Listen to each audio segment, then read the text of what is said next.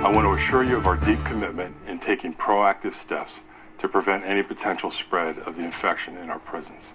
That's Arizona Prison Director David Shin in a Facebook video message to his officers and staff. And while he says his department is ready, insiders, advocates, and inmates have been flooding ABC 15 investigator Dave Biskobing with information. According to them, the prisons just are not ready. There aren't enough cleaning supplies, and it may be too late because people there are already sick.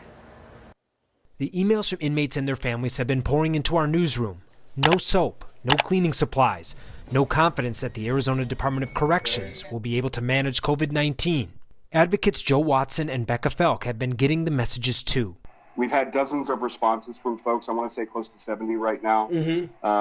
And folks are just continuing to ask questions because they're coming to us because, again, they're not getting their questions answered from the Department of Corrections. The Department of Corrections cannot be trusted. The entire prison system, inmates and workers, are getting worried. A growing number of insiders saying, despite what the department says, the prisons don't have enough of anything to keep the prisons clean or safe. Here are pictures that legal advocates took inside Florence Prison last week.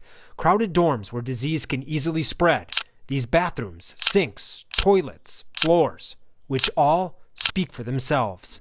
And just Thursday, Correction Officer Union Leader Carlos Garcia said this. I mean, for the love of God, right now they're giving us bleach in a bottle, one bottle with bleach in it, no supplies to clean them. They're telling you guys that they have a robust plan that includes deep cleaning of the pots. That's our concern. And with more sources telling ABC 15 that sick inmates are popping up in multiple prisons and makeshift quarantines, the risk inside the prisons and out is high, especially with thousands of staff coming and going every day and inmates released on work crews.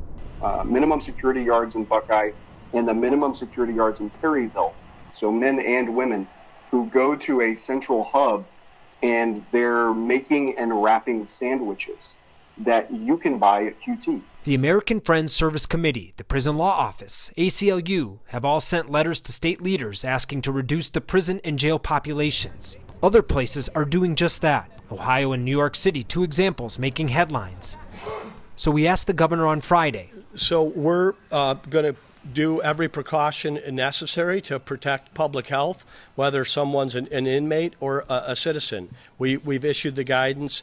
There's nothing in addition to that. These 42,000 people who are in the state's care, because the state is accountable for these people and they're going to be held responsible if something bad happens. I'm investigator Dave Biskobing, ABC 15, Arizona. Today, corrections officials released a media advisory saying they don't have any confirmed cases within the prison system. But what the department hasn't said, even in response to our direct questions, is if anyone has actually even been tested.